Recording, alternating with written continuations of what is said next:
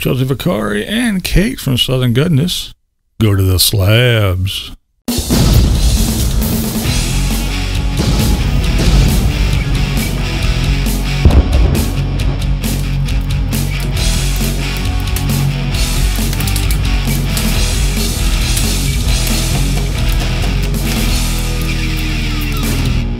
What's up, blind viewers? How's everybody doing? All right, we're going to start this one off with a little shout to Annie Do It. Annie Do It, thanks for being a blind viewer.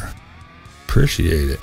Next we have an addition to the sticker wall, and that would be Biggie Van Gogh. And of course, Rue. That's right. So we got to find a place for that.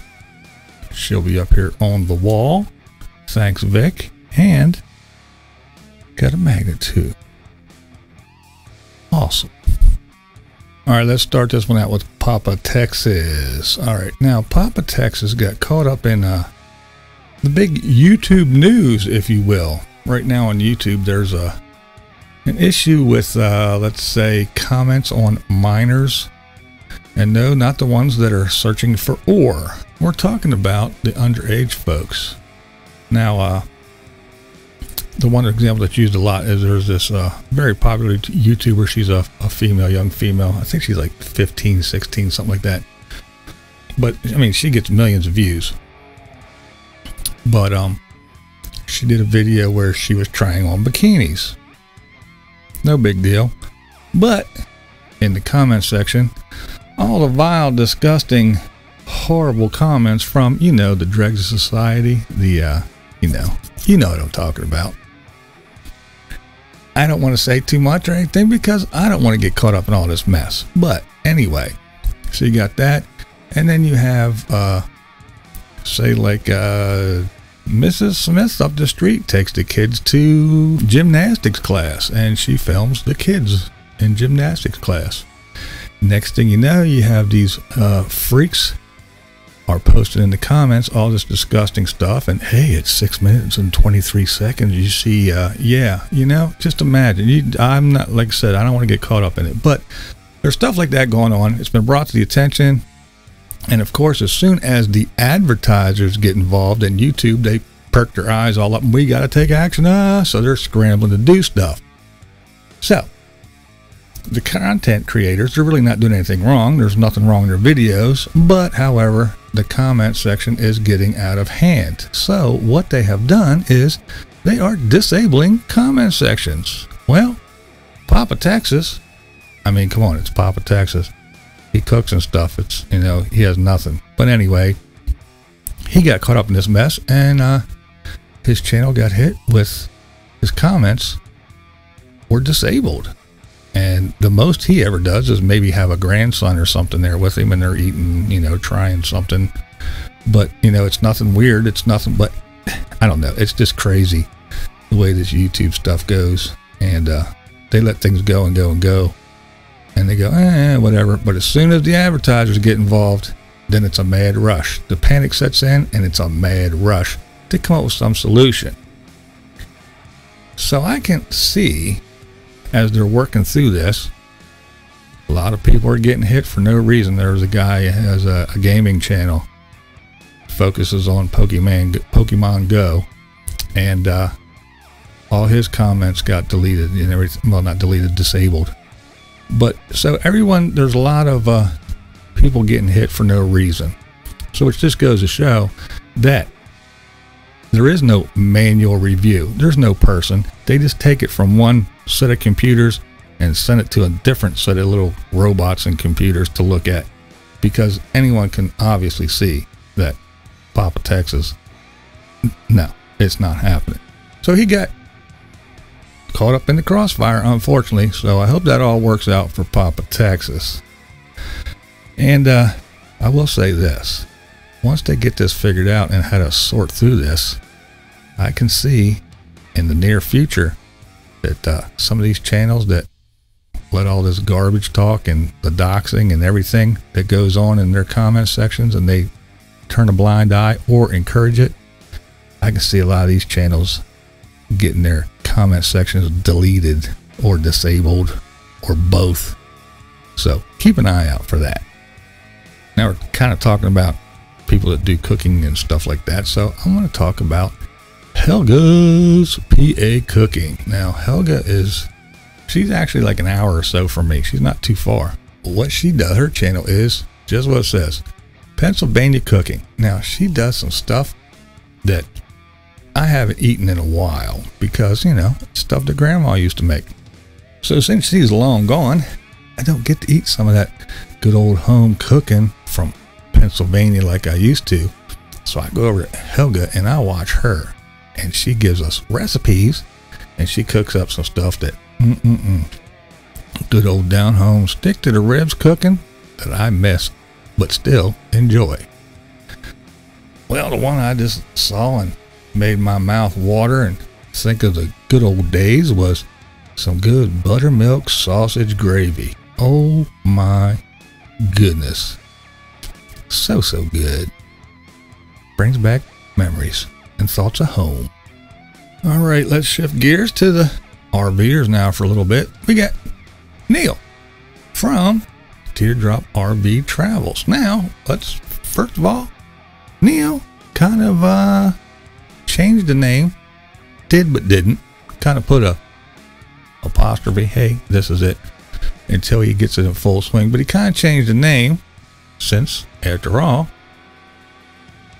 the Teardrop is gone and he got his new little camper trailer. So it's No Legs, No Problem TV. You can still find him under Teardrop RV Travels for now, but it is hyphenated, so to speak. But anyway, Neil, he was out and he's you know, taking his new little camper out and working out the kinks and, you know, getting little things here and there that he needs to get everything rolling and working out all the little bugs. But so far, so good. Now we have Chelsea, Miss Vicari. She is at the Slabs. She went to Slab City, I guess after the RTR. She and her boyfriend are hanging out with one of the dudes from the RTR who was in the box truck row. He's one of the bread truck dudes. So they're hanging out kind of together in a little group. But she's been there for a while. But she has a nice little story to tell about a guy and a gun and a dog and all kinds of stuff. So go over and check that out. Here's some Slab City goings on. And Kate from Southern Goodness, that's right, Catherine Kinney, her channel name now, she's at the Slabs also. And both the ladies say they're going to be there for a couple weeks. It's not like a little, you know, day or two thing, but there they are. They're at the Slabs. Now, personally, when I think of these two ladies, I don't think of the Slabs, but hey, what do I know? To me, the Slabs is a nice place to go and visit and say, been there, done that, saw it, okay. But yeah, I don't think it's a place where even my freaky ass would want to hang out for too long. I don't know. All right, then we have Jumping Off the Cliff. All right, Jumping Off the Cliff, they made a nice little video where kind of goes through the 1,000 Trails numbers and stuff, how it works for them. See, they have this little kind of like a target goal of $20 a day. They don't want to spend more than $20 a day for camping. Now, we just talked about the Slabs. These guys, you know, Jumping Off the Cliff, they're the total opposite. We're talking big class A, and they like, you know, the amenities. It doesn't have to have a swimming pool and all that, but, you know, hookups and water and all that good stuff. So they are members of the 1,000 Trails, and it's like that 14-day in and 7-day out. So on the 7-day out, they like to still go places, and it costs a little bit of money. So he goes over the numbers as he crunches them, and, you know, to find out if this 1,000 Trails is worth it or not for someone who likes to stay in parks and boondocks occasionally, but mainly they like to stay in the parks. So pretty good video and interesting results. He can go over the numbers with you, but if you are a 1,000 Trails member or thinking about it, go over and check that video out. Then we got one of my favorite YouTube channels, Vivian Tries. All right, good old Viv. She was abroad. she was out doing VidCon and stuff, and she was over in Europe. So she went to the Poundland store. Poundland store is like our Dollar General or Dollar Store or whatever. So she got some goodies from Poundland, and she reviewed them. Pretty cool. And she does it in the wacky, zany, crazy, always make me laugh Vivian style. Go over and check her out. Love that girl. She is a trip. All right, I'm gonna wrap this one up talking about something that's probably not gonna be a popular opinion at all, and I can already just I can anticipate the comments that are gonna come flying in on this one. But Chrome from Slab City Van Life, as we all know, recently he lost his little buddy, little travel partner Disco, the little bulldog. And Chrome has discussed that, yes, not right now, but in the future, not too distant future, he would like to get another bulldog. However, he wants to get a registered bulldog.